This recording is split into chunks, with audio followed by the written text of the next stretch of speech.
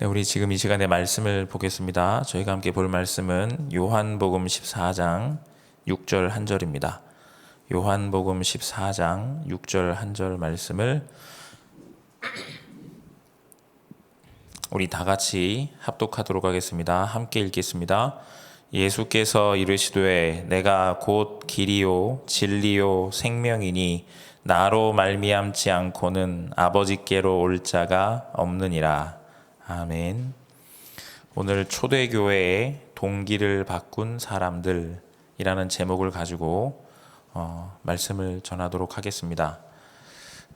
서론에 먼저 꼭 마음과 생각 속에 기억하시고 잊으시면 안 되는 게 있습니다. 그게 뭐냐면 내가 하나님의 은혜로 구원받은 하나님의 자녀가 됐다는 겁니다.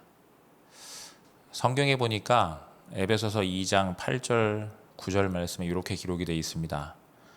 너희가 그 은혜에 의하여 믿음으로 말미암아 구원을 얻었나니 이것이 너희에게서 난 것이 아니요 하나님의 선물이라.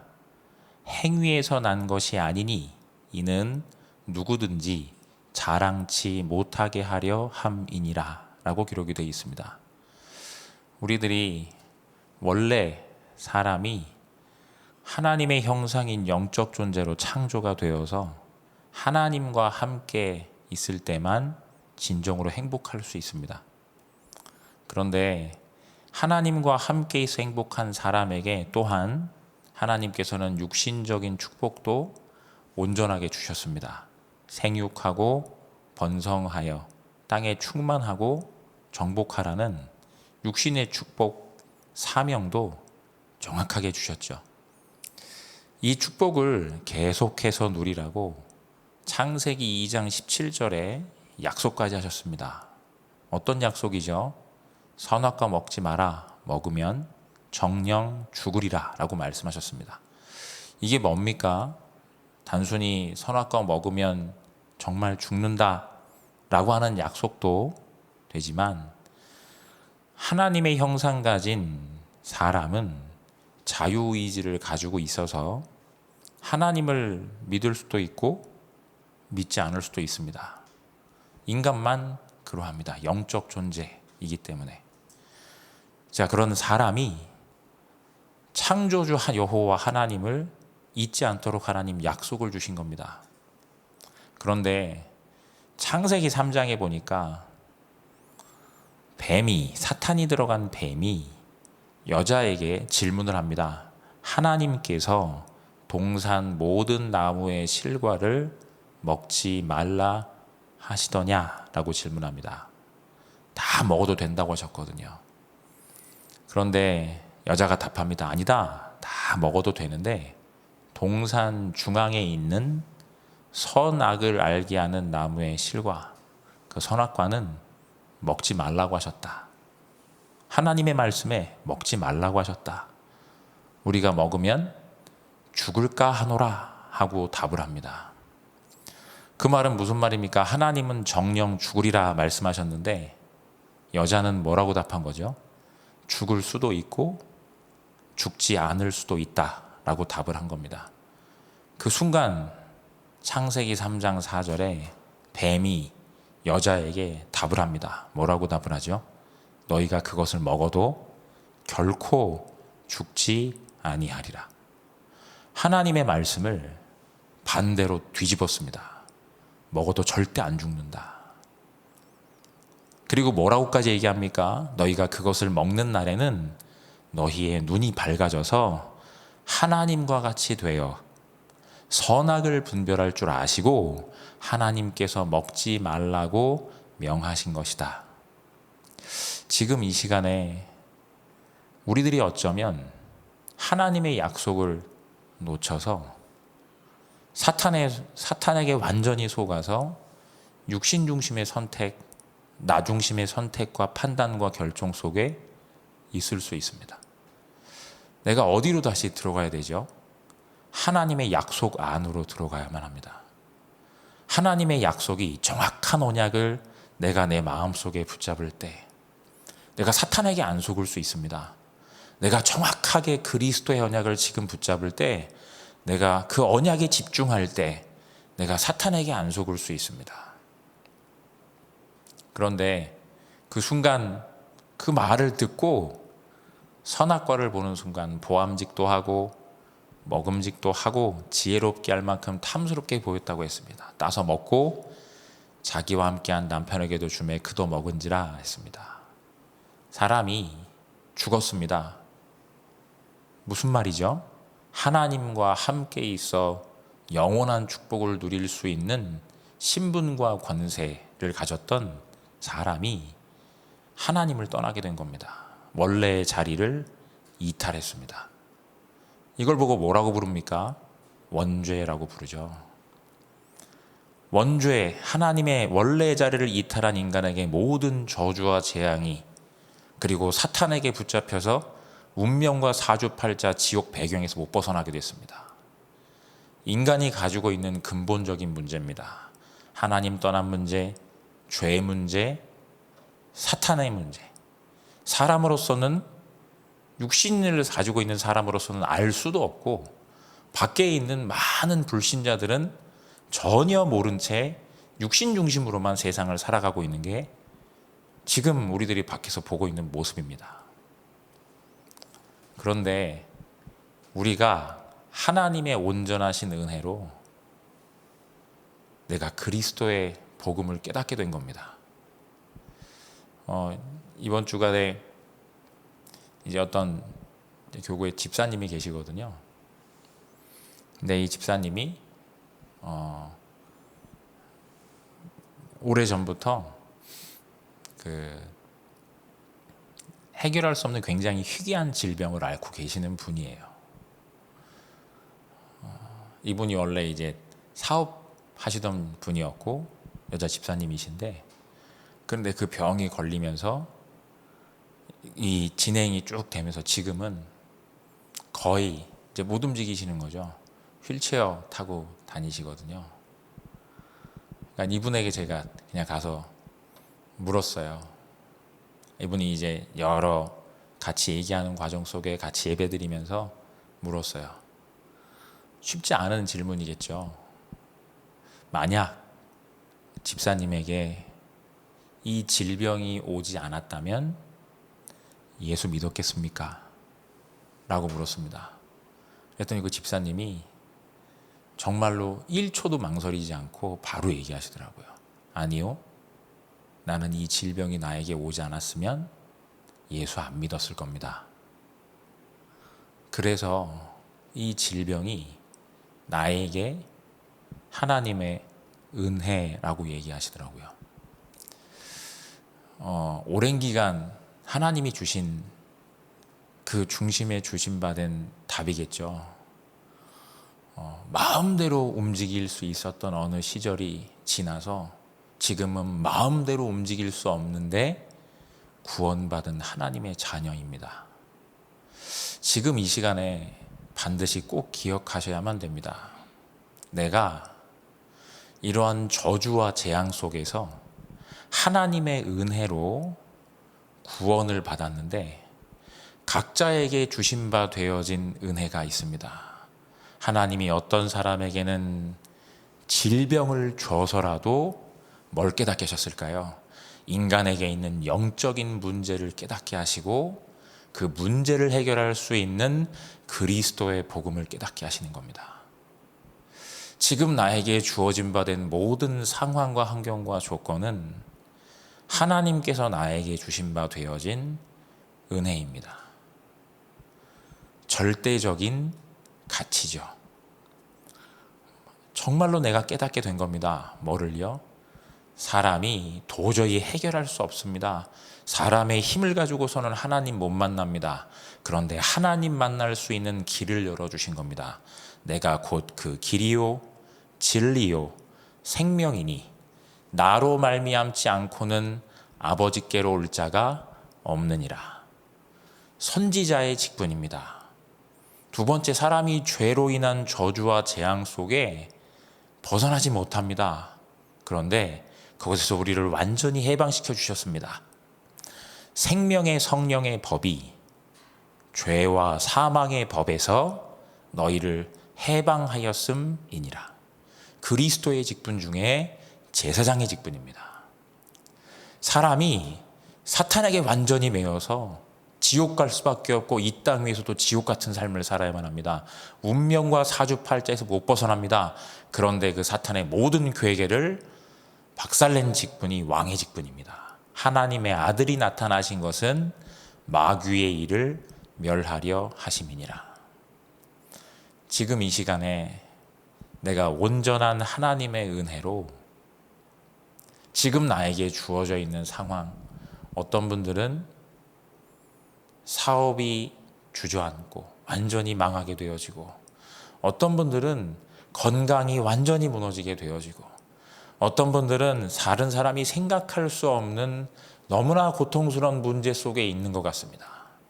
전부 다 뭐죠? 육신적인 겁니다. 그런데 하나님께서는 우리에게 그 한 가지, 그러한 우리에게 문제와 그리고 갈등과 그리고 위기를 동원해서라도 한 사람을 구원하기 위해서 하나님 모든 방법들을 총동원하시는 겁니다. 지금 이 시간에 그 사실을 기억하셔서 나에게 주신 바 되어진 모든 구원받은 하나님의 자녀에게 주신 그 은혜를 실제로 언약 안에서 온전히 깨닫고 하나님께 구원의 은혜에 감사하며 영광 돌리는 모든 우리 교회 성도님들이 되시기를 주의 이름으로 축복합니다.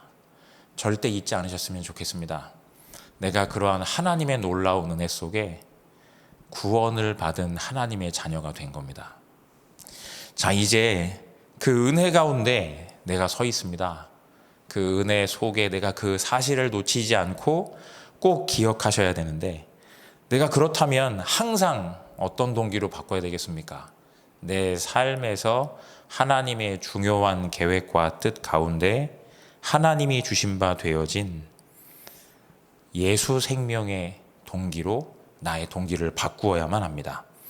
자, 오늘 기도수첩 내용을 보시면 첫 번째 나와 있습니다. 사라진 사람들이라고 나와 있습니다. 뭡니까? 이 가운데 치유받은 사람들이 있습니다. 오병이어의 기적 속에서 육신적인 굶주림을 채운 사람들이 있습니다. 그런데 하나님께서는 말씀하십니다. 요한복음 6장 63절 말씀에 살리는 것은 영이니 육은 무익하다 말씀하셨습니다. 실제로 무엇을 살리신 겁니까? 육신적인 굶주림을 채워주신 게 아니고, 이 사람들의 질병을 치유해 주신 게 아니고, 이 사람들을 불쌍히 여기셔서 이 사람들의 뭘 살리신 겁니까? 영적인 생명을 살려주신 겁니다. 구원의 은혜 속에 들어오게 하신 겁니다.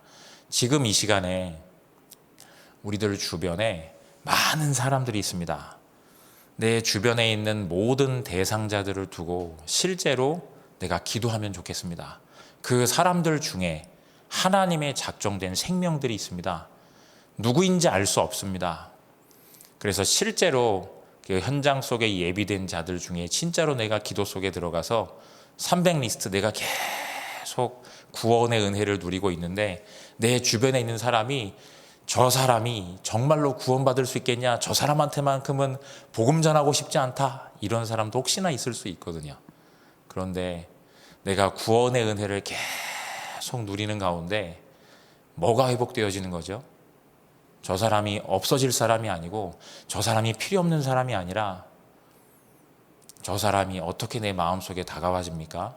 그리스도의 마음과 똑같이, 불쌍한 사람이구나, 내 마음속에 담고 저 사람이 정말로 하나님의 은혜로 구원받은 생명 얻는 그 사람이 되면 좋겠다, 그 구원의 은혜 속에 들어오는 사람이 되면 좋겠다 라고 내 마음속에 온전히 깨달아지게 됩니다. 지금 이 시간에 꼭 기억하셔야 합니다. 그럼 내가 먼저 뭘 누려야 되죠? 구원의 은혜를 누리는 기도 속에 있어야만 합니다. 그럴 때 현장에 내가 원수처럼 생각되는 사람, 보고 싶지 않은 사람, 직장에, 가정과 가문에, 그리고 어디에요? 내 산업 현장에, 지역 현장에, 그런 사람들이 혹시나 있다면 그 사람들이 실제로 어떻게 해요? 구원의 은혜 속에 들어올 사람으로 내 마음과 생각 속에 깨달아집니다. 그 사람들로도 내가 실제로 기도하게 되는 겁니다. 이 사실을 꼭 기억하셨으면 좋겠습니다. 두 번째, 누가 있습니까? 그 속에는 누가 있죠? 남은 자들이 있습니다. 큰 문제와 고통이 왔는데도 어떤 사람들이 있습니까? 남은 자들이 있습니다. 그게 누굽니까? 성경에 기록된 대로는 11사도, 70인 제자, 그 속에 담겨져 있는 순교자들입니다. 현장에 누가 있을까요? 그 사람들 중에 남은 자들이 있습니다. 누구죠? 나는 모르거든요. 하나님께서 우리에게 준비해 놓으신, 내가 계속 구원의 은혜를 누리는 기도 속에 들어가는데 하나님의 시간표를 따라 생명 살아나야 되는 그 사람들 중에 누가 있습니까? 남은 자들이 있습니다. 누구죠? 현장에 숨겨진 사명자들이 그 속에 숨쉬고 있습니다. 근데 내가 그 사람이 누군지를 몰라요. 내가 구원의 은혜 속에 들어가서 나의 틀을 바꾸지 않는 이상해야 보이지를 않는 겁니다. 내 틀을 바꿔서 보니까 이 사람이 불쌍한 사람이구나, 나를 계속 괴롭히는 사람, 나를 힘들게 하는 사람, 정말로 원수 같은 사람, 아니구나, 이 사람이 구원의 은혜가 필요한 사람이구나. 그런데 그 사람들 중에 누가요? 남은 자가 있습니다. 꼭 기억하셔야 됩니다. 내가 그래서 주변에 있는 모든 사람들이 300리스트 안으로 다 들어오는 겁니다. 이 사람은 되고 이 사람은 안 되고 이 사람은 뭘까? 그게 아니라 이 사람도 구원 얻어야 될 사람, 이 사람도 그리스도의 복음이 필요한 사람, 이 사람에게도 그리스도의 은혜면 되는 사람, 이 사람들로 다 들어오는 겁니다. 모든 사람, 모든 문제, 모든 사건 속에 하나님은 그래서 우리에게 어떤 은혜를 주시는 거죠? 눈을 열어서 구원의 하나님의 계획 속에 있는 사건들, 구원의 계획 속에 있는 문제들, 구원의 계획 속에 있는 만남들인 겁니다. 이걸 내가 놓고 계속 기도하게 되는 겁니다. 왜죠? 내 안에 그리스도의 마음을 주셨으니까요.